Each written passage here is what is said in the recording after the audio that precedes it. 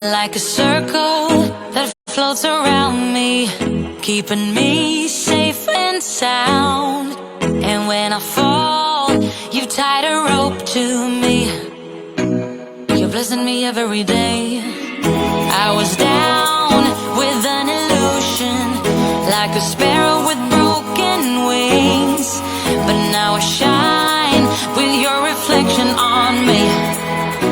I'm getting back up on my feet. Hello, everybody. Welcome to Breaking the Ice Talk. Everybody, we are multi-streaming on all social media platforms. So wherever you're watching, please say hi and join the conversation.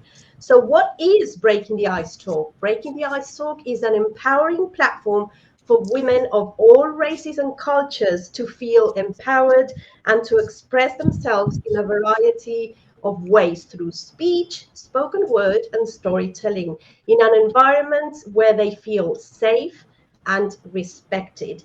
And I am absolutely honored and delighted to bring you such incredible lineup of speakers today. So with us today is Dr. Annette Greenwood, Dr. Angelica Benavides, Maria Eduardo, Dr. Mehrin, Dr. Supriya, and we are going to be speaking, I should say, they are going to be speaking about women's hypocrisy in society. Now, if you're watching this, you might already have ideas, insights into this topic. I really want you to, as I said before, join the conversation, share your insights, even pose questions for the speakers. And I'm really excited and curious, I must say, to hear what our incredible lineup of women speakers have to share today. So we're going to start by introducing Dr. Annette Greenwood. My lovely Dr. Annette, can you please tell us who you are, what you do? And then after that, I'll throw the first question at you. Thank you, Dr. Melanie. So I'm Dr. Annette Greenwood. I am a practicing life coach. I work specifically with women who have been divorced or have had challenges in their life, so they've been to help them bounce forward again. I'm also an author. I'm beginning a new podcast in the new year with Dr. Melanie Falvey. So I'm excited to begin that. So that's just a little snapshot of what I do. Great. Okay, so Annette, I know when we were speaking like before the show, previous days about this topic, we were like, oh my goodness, it's such a huge topic. And I know it might even trigger some people, but let's face it, as women, let's just tell the truth. There is a lot of hypocrisy. And I know we have all probably, suffered some of the things that come along with trying to compete and stand out and whatever it is that some women do. So what is your take on, support? Do you believe that women are supporting other women, or what does it look like for you? So I believe that depending on the environment, so this type of environment, Dr. Melanie, where we are all on the same page or the same mindset, we do support each other and we do help each other get where we want to be. But that's not the case in every environment. Now, you were saying earlier about we've all experienced probably hypocrisy. I have myself, whether that's been age related or anything. But in a work environment, I've seen women who want to get right to the top of the ladder and they have no qualms about standing on other people, mainly standing on other women because they feel threatened by somebody who may have more experience or higher qualification or something else. And I've seen them stand on people and absolutely treat them appallingly. And I'm ashamed to say that other women have stood by and watched this happen as well. And senior managers have stood by and watched this happen. So really, we're talking about bullying, aren't we, in the workplace? Just a different name for hypocrisy. And sometimes women can be their own worst hypocrites. You know, they'll stand there and they'll say things like, well, yeah, I'm really supportive and I want to see my my employees do well. And actually, that's not the case. So I think it just very much depends on the environment and the kind of women that you are collaborating with. This is a perfect example of an environment and a platform that really will support other women. I'm interested to see what everybody else has to say, what their view is, but that's my take on that, on supporting each other. Thank you so much for sharing that. And I do feel that people watching, and even speakers on this panel today, some of you are entrepreneurs, some of you work in corporate.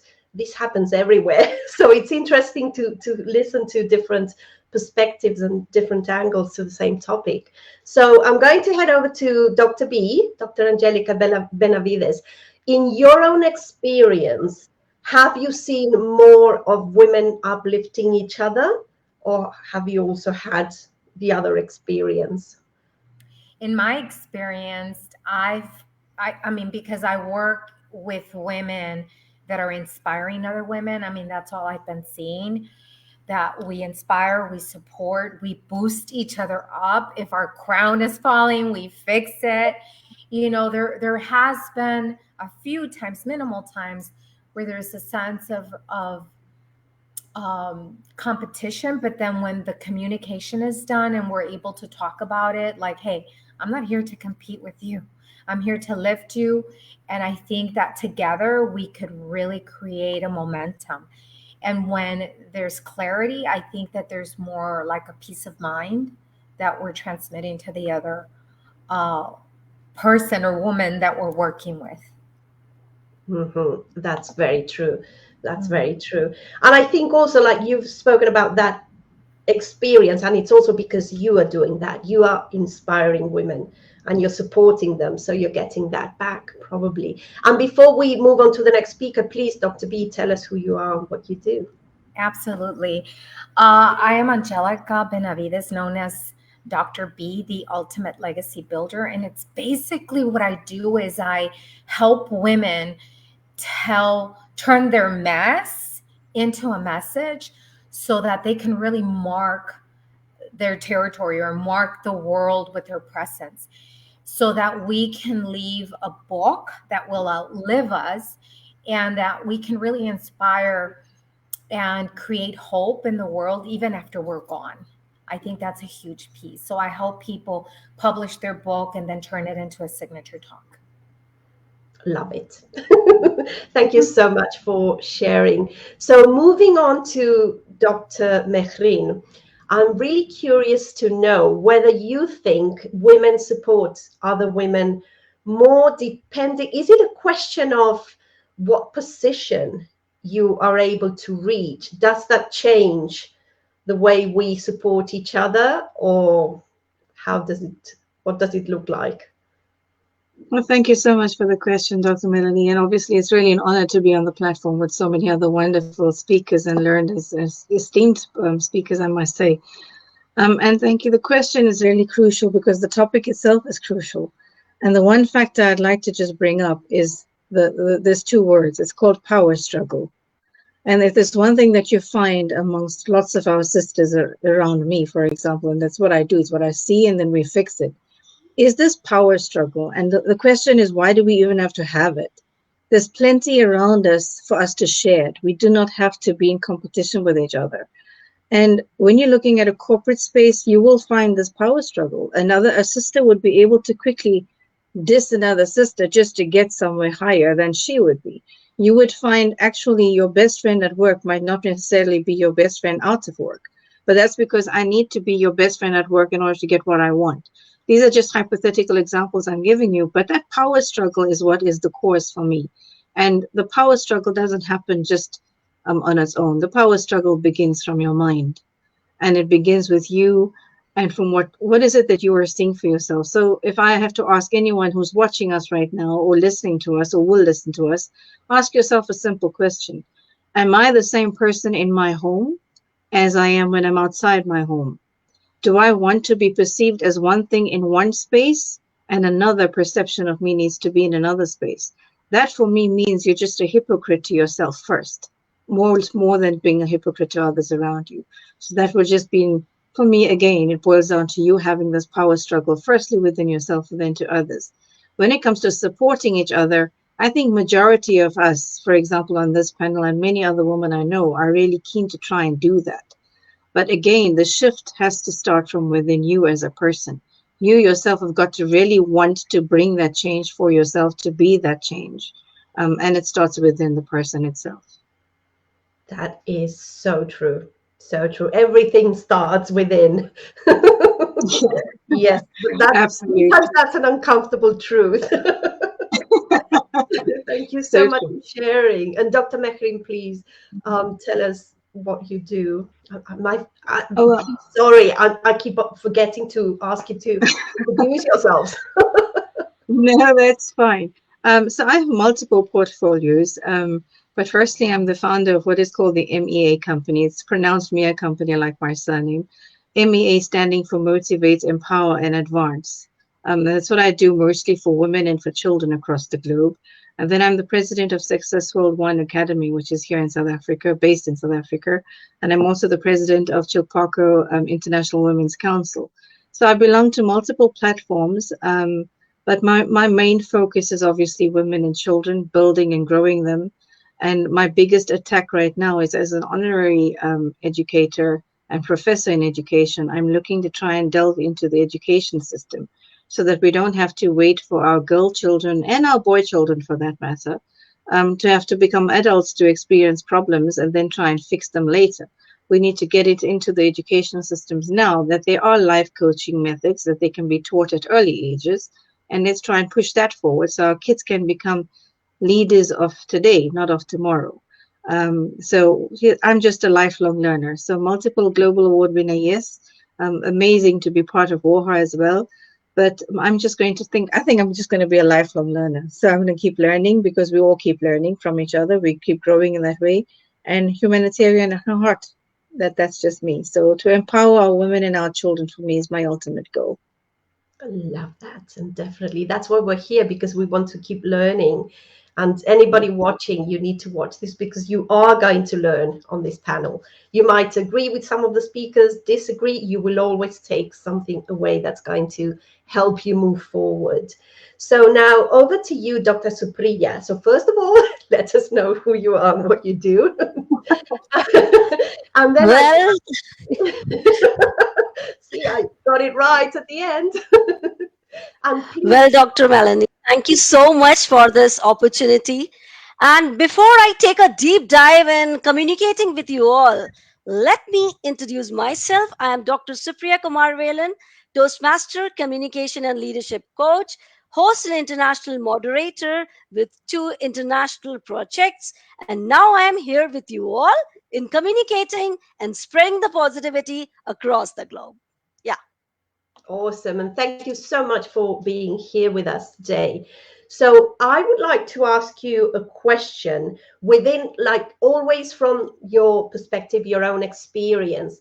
What would you say are the causes for women not always supporting other women? Where does it come from? Why do we need to fight, compete? Well, this is really a great topic and a very interesting topic.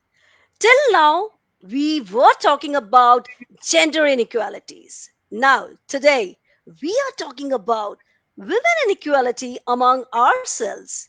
We say, on another hand, we are sisters, we are friends. But when another friend is going forward, why this competing is turning into resentment, anxiousness? And that's the cause where we have to empower ourselves. We talk about women empowerment, but first we have to look in our inner qualities where the positive qualities of a woman like compassionate, be happy, sustainability, and modesty has been turning into jealousy, competition, rat race, and cat race. And there the problem arises even on virtual platform. Why she's having so many followers, why not I am having? And like these cat races makes us jealousy, which is not good for talking about our sisters or our friends. So let's turn our negative vibes into a positive rather than competing. Let's learn. Let's be the better version of ourselves. And then there will be no hypocrisy word, rather than we will have a dart forwarding with lot of success between our sisters, among our friends. That's what I want to say today, Dr. Melanie. Thank you so much for sharing that. And it is so very true. And I think sometimes when people, when women in particular are competing and feeling envious, it's just because deep inside they feel insecure. If we Yeah. felt like really empowered women and girls, then we would end all this. Oh, at least you are all doing your part, so we can Yeah. definitely change things. And again, if you're watching this, this is definitely a platform where women support women. I mean, you just have to watch the shows. You just need to see Dr. Desiree's work, and you will see that this is really an organization that is really about supporting women, and it's not just about empty hashtags. We take action and we do as we say. So moving on to our next speaker, the beautiful Maria Eduardo. I'm so happy to see you again. So first of all, please let us know what you do. And then I want to pose the question, how do you feel when, I mean, I'm just assuming that you've also had some issues or struggles with some women, you know, throughout your life. How do you feel when the issue comes from another woman? Is it more hurtful than when it comes from the opposite sex, or is it all the same?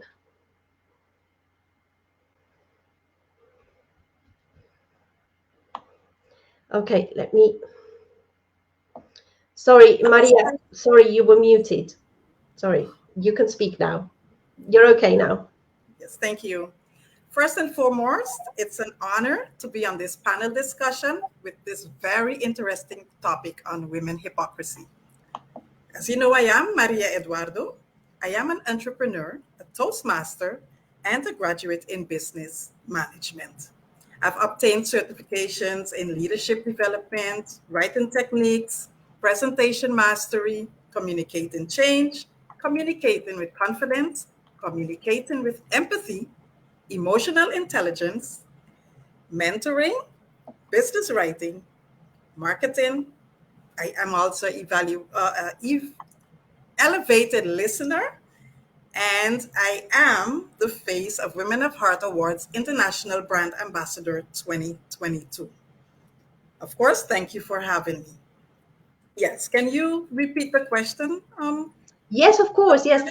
I was Thank you. asking, I was curious to see whether you've, I mean, I'm assuming you have felt envy from other women, maybe at some point in your life. Even as children, we sometimes feel that. Does it hurt a bit more when it comes from another woman? Because we should be supporting each other.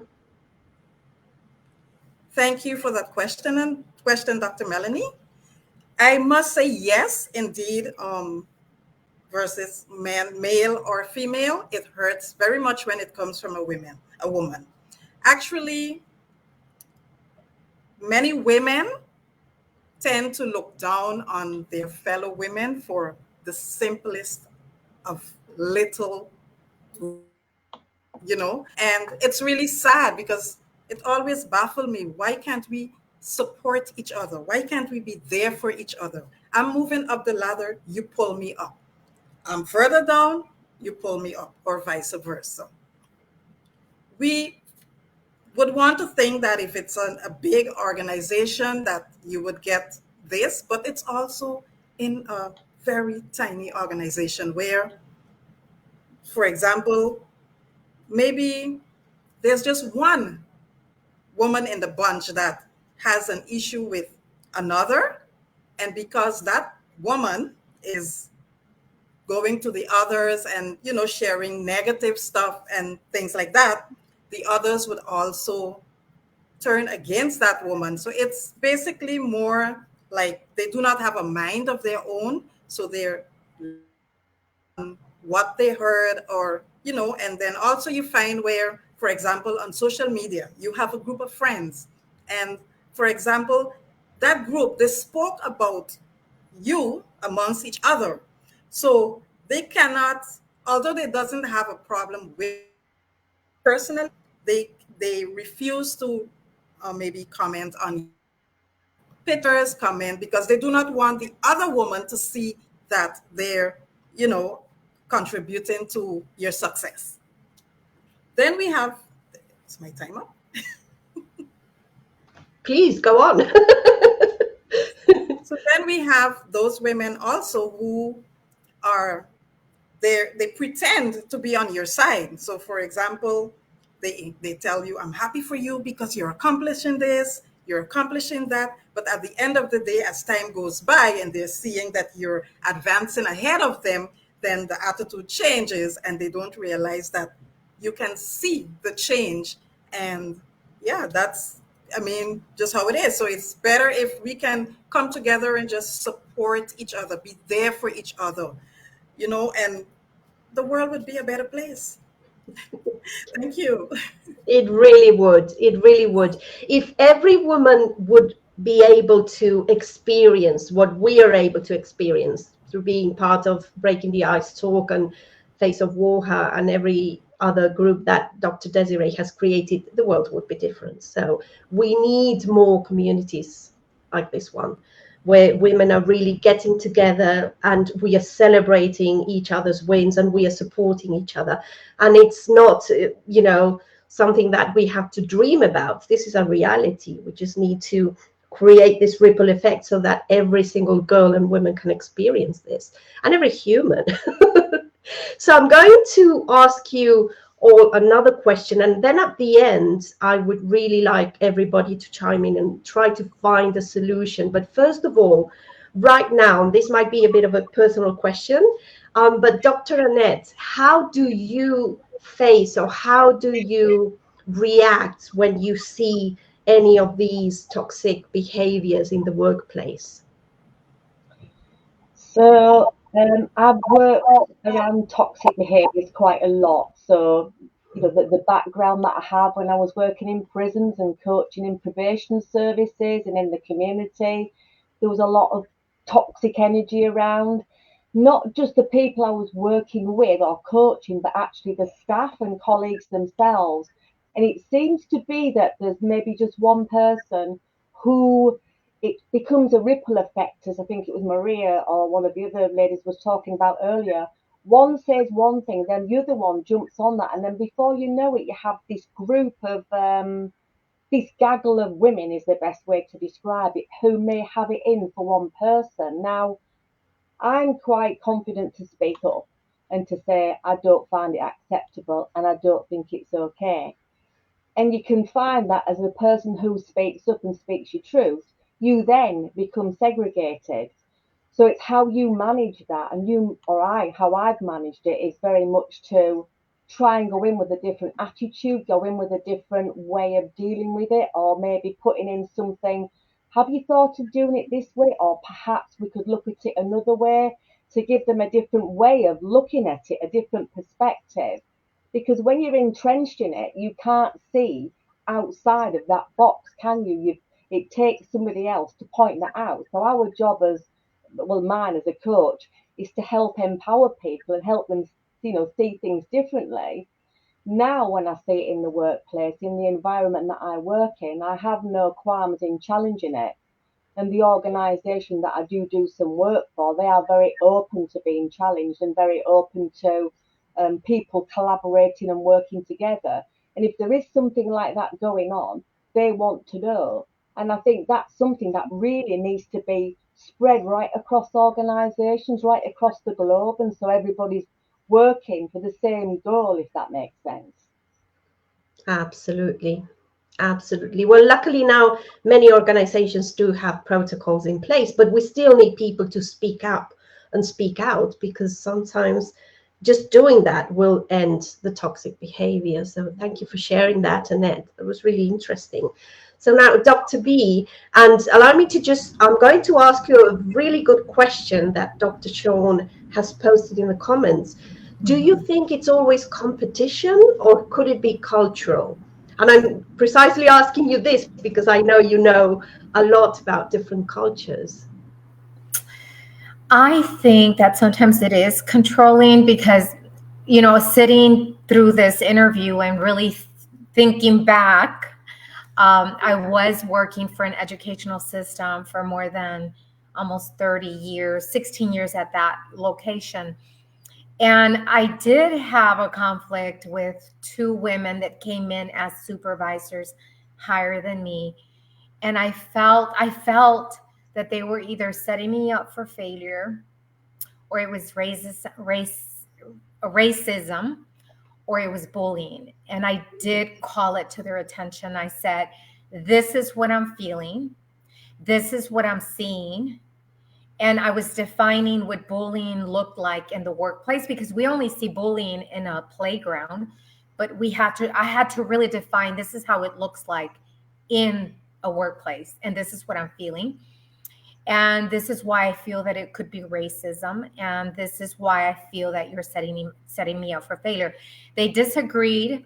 I had to go higher up than them. And yet, even if it was a male, he was like, I don't believe this. So I had to say, so you believe that I'm lying? Oh, I'm not saying that.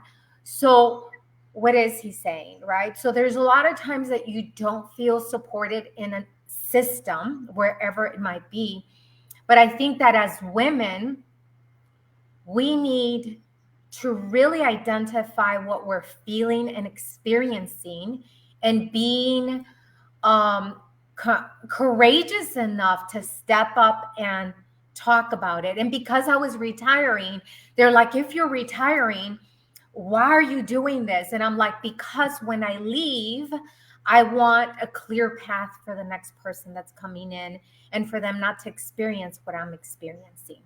So it doesn't matter that I'm retiring. I am not going to be shut down, be quiet, and just stand for something that I feel that is not justice. So I'm very vocal, very bold, very transparent, and I speak my truth. And I feel that everybody should do the same thing and not feel intimidated because they're higher up, because they're, you know, another girl or another lady that was experiencing the same thing as me. She wasn't speaking up because she felt she would lose her job. And yet, whether I was retiring or not, I still would speak my truth, right? So anyways, I'm hoping I answered your question. Yes, and thank you for doing that and for living your life that way, because that's the only way I know of changing, being able to change things. I mean, Absolutely. we need to call out the bad behaviors and offer us, you know, sometimes there are obviously, and many of you are coaches on this panel, but there are so many ways, so many processes that we can teach. And as Dr. Bechlin was saying, when children are learning, that's when we need to give them all the skills and all the tools to develop into full-grown, empowered adults. And this is the same for, you know, girls and boys. We are focusing on women today, but it is so important. And I'm really interested to hear what Dr. Mehrin has to say, because you're an educationist. What have you found to be the most useful tool to work with girls to avoid these problems in adulthood? Well, I think the first thing would be to just make one point clear, and that is, for example, if you're a client who's coming to see me, and especially if it's on a one-on-one consultation basis, the first question I pose to you is, are you able to be honest? Many people, when I ask that question, think I'm talking about them being honest to somebody else or with somebody else. And then I have to redefine that and ask, no, I'm talking about, can you be honest with yourself? Because if you're going to go through the strategies with me, the processes with me, it's not going to help if you're going to sit there to lie to me, because I'm trained to be able to read between your lines and your lies. So it's not going to help either one of us. This is hardcore effort that you're going to have to put in if you want to make the change, to be the change, to feel the change. So if you want to be this empowered someone, the number one key factor is, am I able to be honest with myself, to realize what's wrong with me, and what I need to change about me that needs to become better. So when we have to talk to our girl children, the one thing we need to teach our girl children is just that. If you are able to stay true to who you have to be, then you will be able to speak the voice that needs to be spoken. Most children, for example, will grow up either in a culture or in a home where they're taught to be quiet. Don't say that. Don't speak like that. Don't make your voice heard. It stopped at a young age. So they grow up believing that I'm not allowed to speak this feeling. I'm not allowed to be emotional. I'm not allowed to say what's wrong. And that's being bottled up. Obviously, we all, from a psychological perspective, we all know this is wrong. But that's the example I'm putting out there is this is inculcated in our children from younger ages, and especially our girl children in many parts of the world grow up in these cultures and traditions that teach them to not speak up.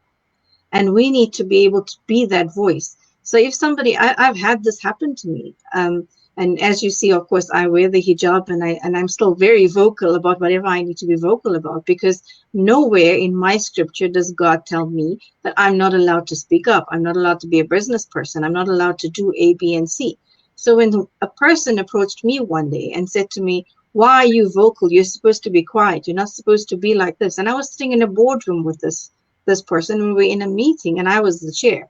And because I was the woman dressed in my hijab and sitting there, he took offense to having to sit in a room to take an instruction from me.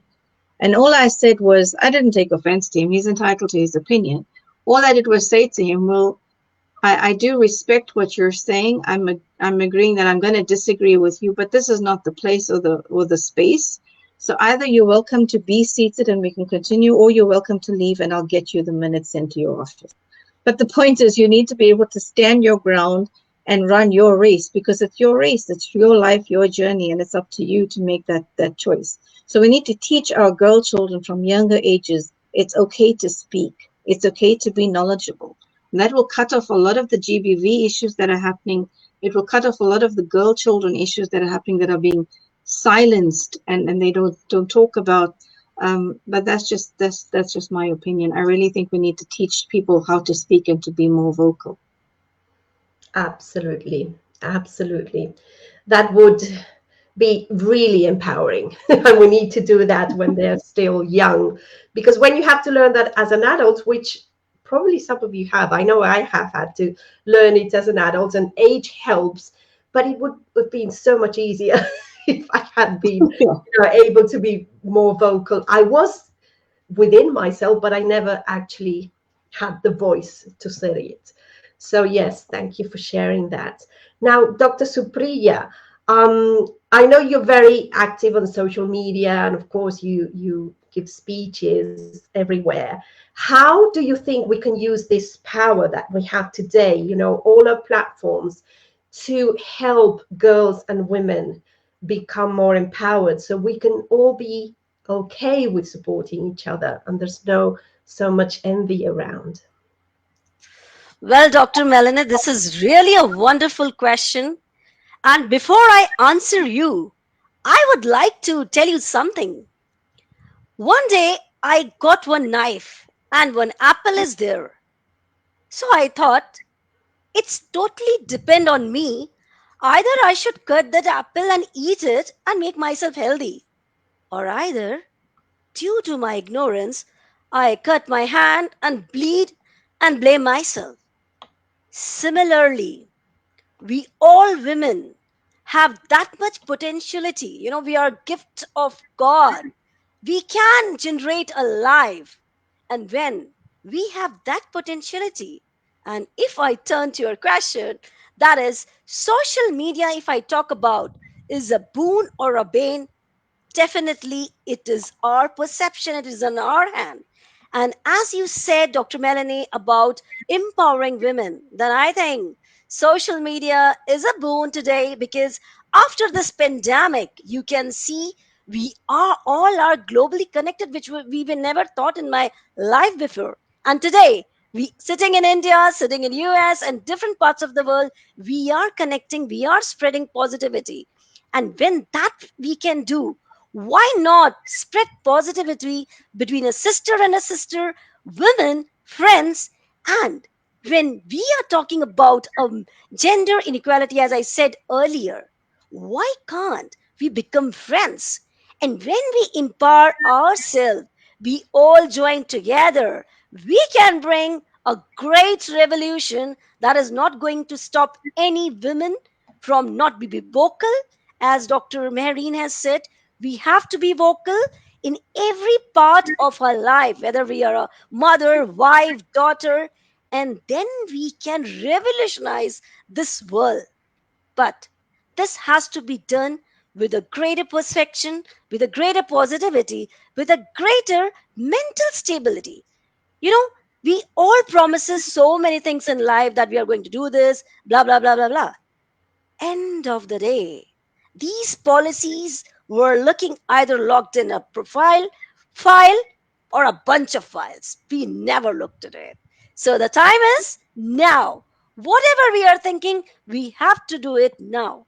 Social media, whether it is LinkedIn, Facebook, Twitter, whatever it is, Insta, make use of it, spread the positivity. The discussion, I will appreciate this platform because we are live on so many platforms, and that's the power of social media. We can see today, we can bind into one beautiful garland of people across the world, and then we can change the perspective, the thinking ability, our jealousy and rat race competition into a healthy competition in order to prove we are the women are the best version of ourselves, myself, and for the world. So let's generate this positivity with the help of social media and empower our friends, our sisters, and become the best global educator.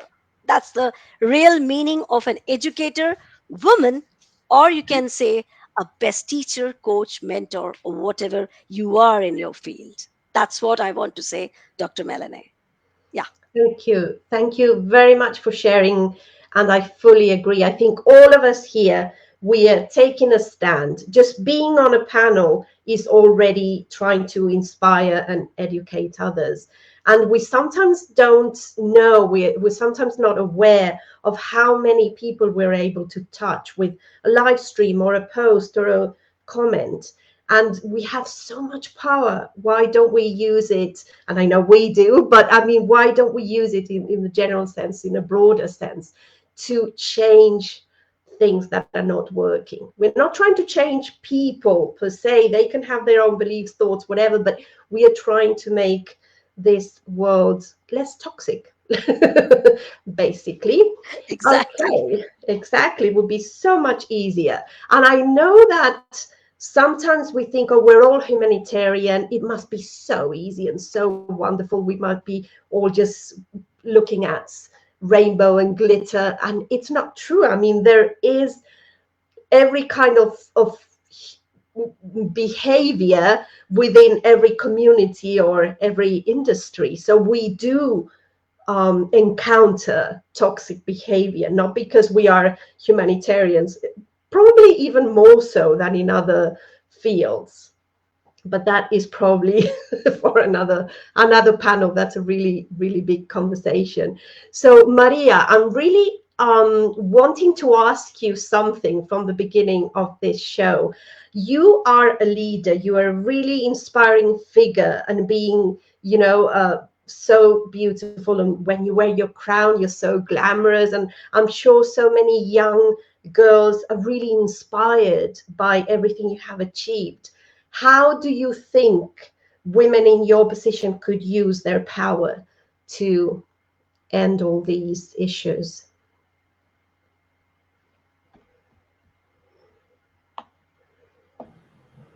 Thank you once again for that question, Dr. Melanie. How can I change that? What I can do is basically try, because I believe that hypocrisy is an addiction.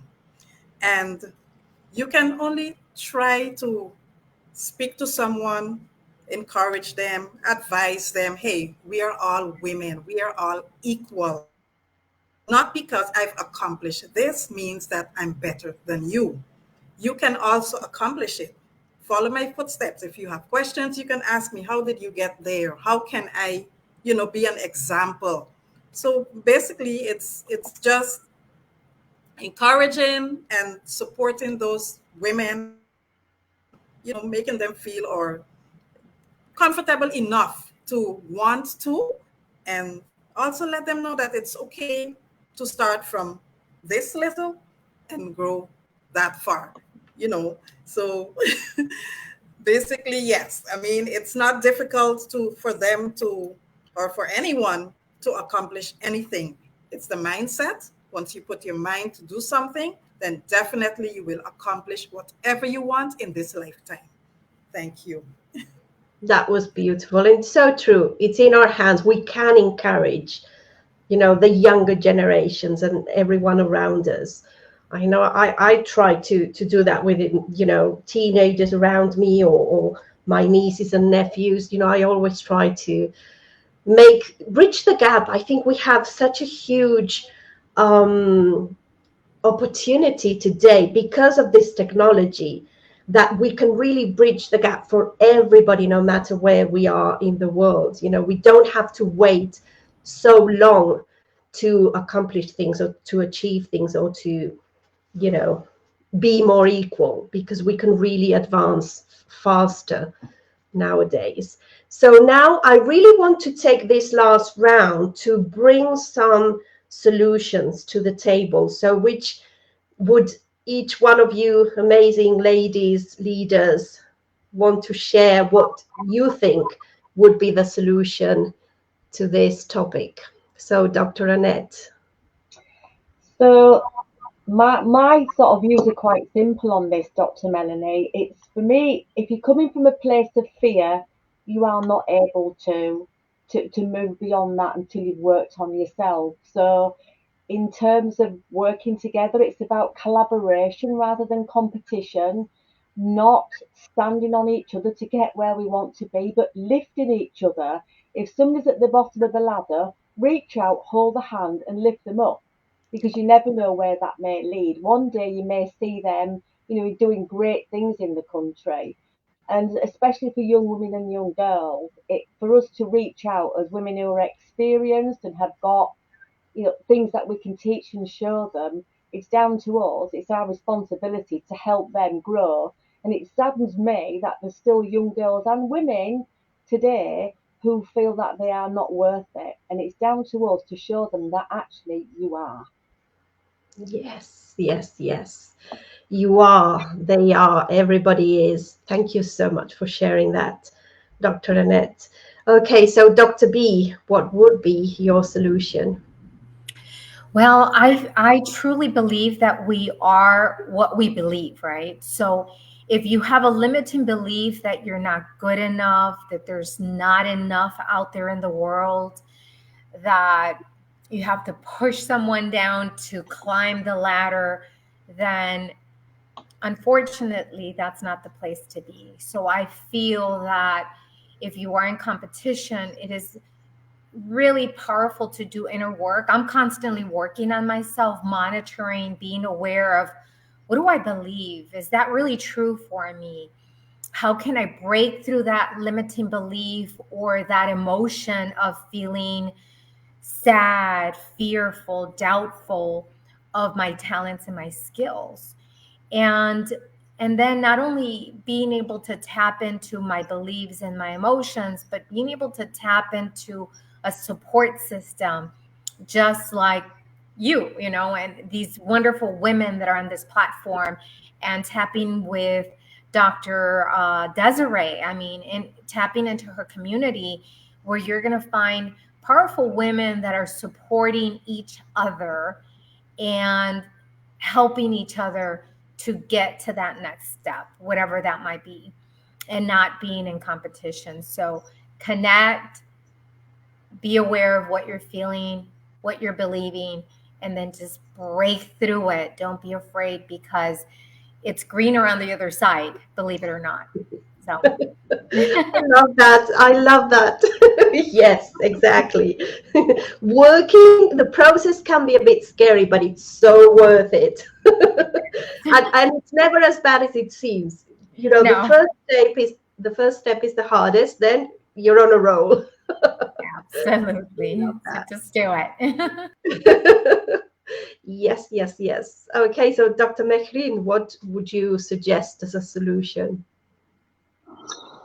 Well, I think firstly, if we're talking about hypocrisy today, and if you're listening to us, I think the key would be for you to firstly understand, what do you believe hypocrisy to mean for you? Does it impact you, and do you see yourself as somebody who is a hypocrite, and why are you that way? Many of the times, somebody who is hypocritical, we know, is somebody who has low self-esteem. They have fear of somebody being better than them. It's all about, again, the power struggle, but it's more power struggle within you as a self, as opposed to you with others around you. So the key is to actually try and find the best version of you, which works best for you.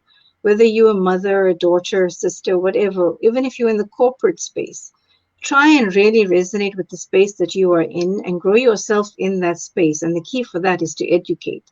Educate yourself about yourself, educate yourself about the roles that you are playing in your different roles that you are playing. Really educate yourself to be the best version in that specific role. You do not have to be better than the next. And for me, if you are somebody who's identifying with this, if you're identifying that I'm always trying to be better than the next person, then you honestly, for me, are somebody who is battling to live in your own skin. You're battling to face your own identity. You're battling to find exactly where am I running my race, because you're running in everybody else's lane other than in your own. So the key factors for me is to just rather, I think it would be to rather engage in the issue that you are facing as opposed to the behavior.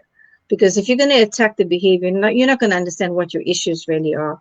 But be honest with who you are. Be honest with yourself, because you're a gift unto yourself before you're a gift unto people. And if you treasure yourself as that gift, then you yourself are going to be able to want to treasure you and build yourself up even more. So if you're identifying you as a hypocrite in what we've spoken about today, then the greatest gift you can give to yourself is educate yourself about why you're that way and try to make the change first for you, then for others around you. And if you're noticing people around you trying to bring you down by them being hypocritical, there is nothing wrong with you being vocal about that. You have a right to be able to speak for yourself, about yourself, and even to yourself sometimes. So it's up to you to actually start to try and make those changes for you, because it's about you. You're given one gift, that's you. You're given one life, that's you. It's your journey. So you owe it to yourself to be the best in it. Absolutely. Absolutely. You owe it to yourself. Yes. And it's the gift that keeps on giving. When you work on yourself, everybody is benefited. So everybody Yes. around you. Thank you so much for sharing. Now, Dr. Supriya, what is your solution? Dr. Melanie, thank you. And the solution is only one which I'm going to demonstrate today. This is a small pencil. My question is, without cutting, without sharpening, I want to make it big. What shall I do? Yes, I bought one long pencil. Similarly, today we are talking about globalization, industrialization, big, big words. But the basic thing which we are missing is widening our perspective of thinking.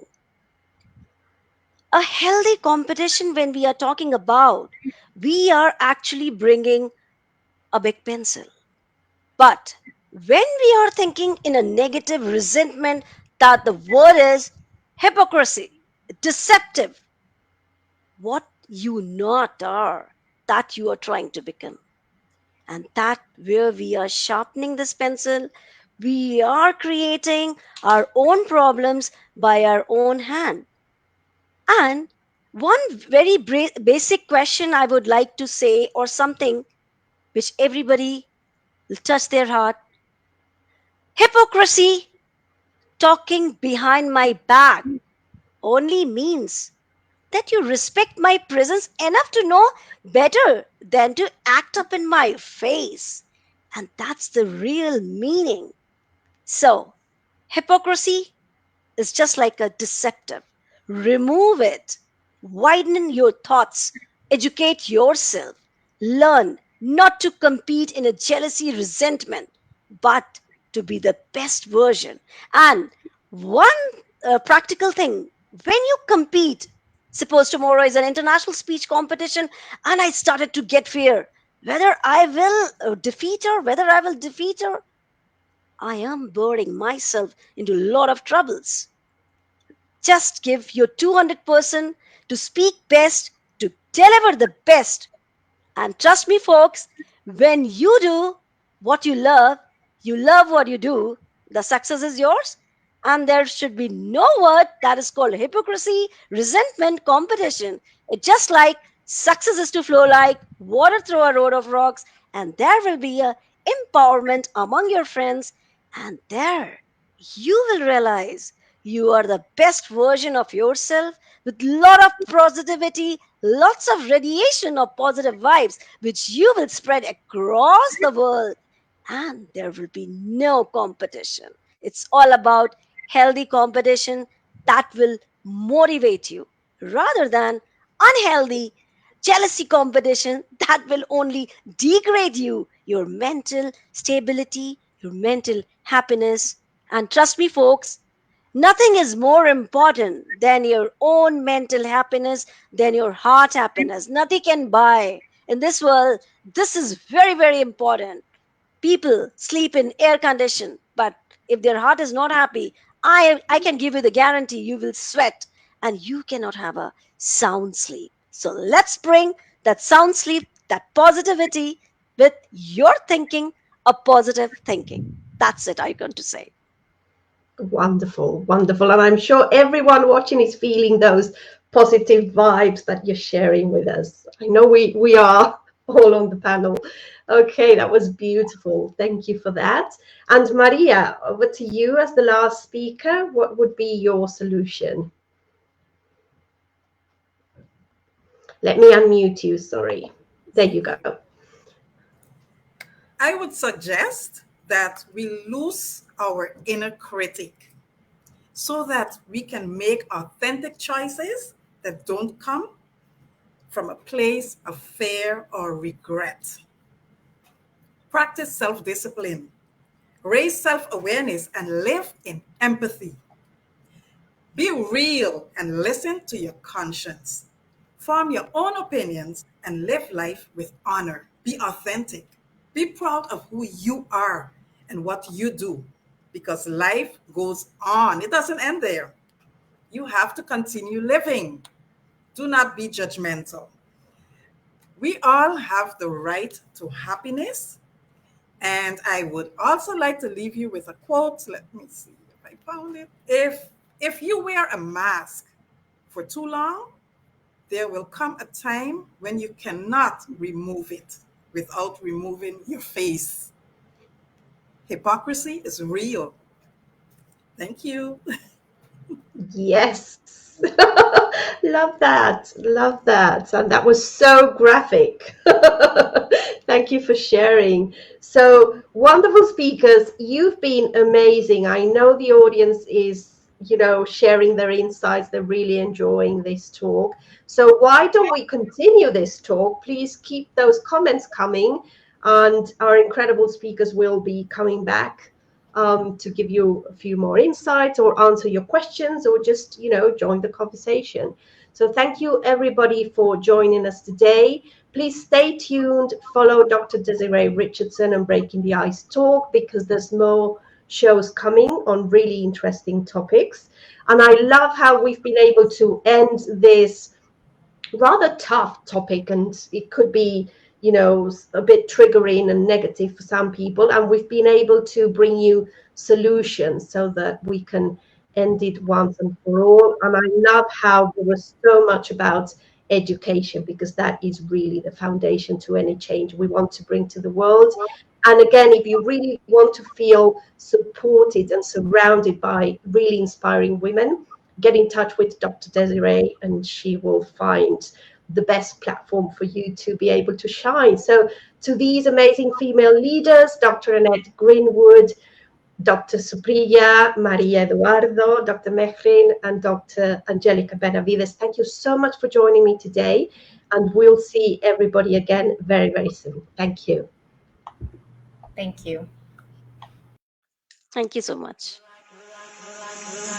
You're like a circle that floats around me, keeping me safe and sound. And when I fall, you tied a rope to me. You're blessing me every day. I was down with an illusion, like a sparrow